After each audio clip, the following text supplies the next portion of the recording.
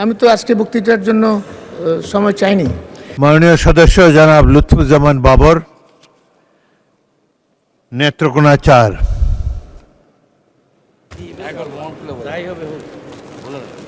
অনুপস্থিত।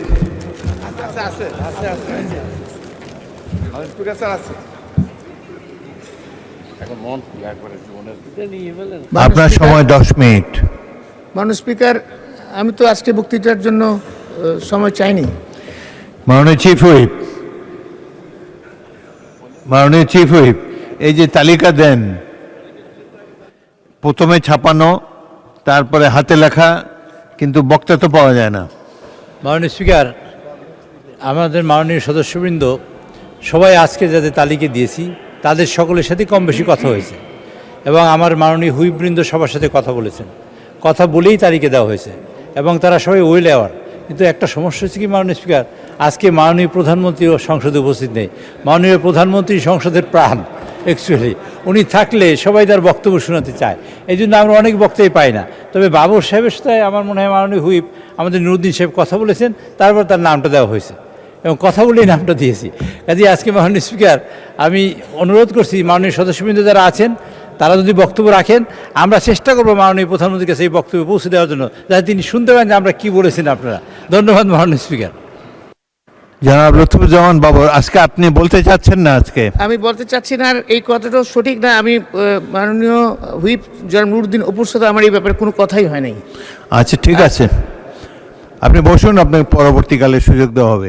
আরেকটি জিনিস, মাননীয় চিফ হুইপ, প্রথম সারিতে আমি মাত্র 3 জন মন্ত্রী দেখতে পাচ্ছি এবং অনেক সদস্য তাদের এলাকার কথা বলে, এগুলো মন্ত্রীদের শোনা প্রয়োজন। আপনি আমাদের পক্ষ থেকে মন্ত্রীদেরকে অনুরোধ করবেন তারা যেন সংসদে এসে মাননীয় সদস্যদের কথাবার্তা শোনেন। চিফ হুইপ বলেন। জি মাননীয় স্পিকার, আজকে যে এইখানে মন্ত্রী নাই তার 1 নম্বর কারণ হলো সংশ্লিষ্ট মন্ত্রীবর্গ মাননীয় প্রধানমন্ত্রীর সাথে সফরে আছেন, কারণ এখানে অনেকগুলা যে কয়জন নাই তা আছেন উনি ওনার সাথে, এবং অনেক ইম্পর্টেন্ট মানে যারা রাষ্ট্রীয় কাজে আছেন। আর বাকি অনেক মন্ত্রীরা এই সারিতে, দ্বিতীয় সারিতে, সব সারিতে সকল মন্ত্রীরা কম বেশি উপস্থিত আছেন, কিন্তু প্রায় 30 জনের মতন আছেন। তো মাননীয় স্পিকার, আপনি যে কথা বলেছেন সেটা আমরা তাদের কাছে পৌঁছে দেবো। হ্যাঁ, না বেশি আছেন, 30 জনের বেশি আছেন, আমি গুনেছি। জি, তো আমাদের প্রায় 30-40 জন মন্ত্রী এখানে উপস্থিত আছেন, তারা শুনতে চান এবং শুনে প্রয়োজনীয় ব্যবস্থা গ্রহণ করবেন। ধন্যবাদ মাননীয় স্পিকার। অধিকাংশই স্বাস্থ্যমন্ত্রী, যোগাযোগ মন্ত্রী এদের কথা বলে আর কি, তাদের রাস্তাঘাট বা হাসপাতালগুলোর বেহাল অবস্থা। যাই হোক, সংসদের সবচাইতে গুরুত্বপূর্ণ বিষয় হলো সংসদ অধিবেশনে অ্যাটেন্ড করা, এর চাইতে গুরুত্বপূর্ণ কিছু নাই। ধন্যবাদ।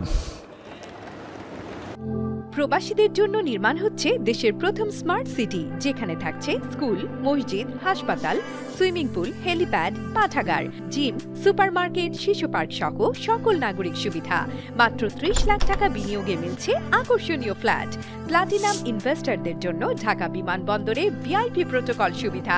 বিস্তারিত জানতে যোগাযোগ করুন স্ক্রিনে দেয়া হোয়াটসঅ্যাপ অথবা ইমো নাম্বারে।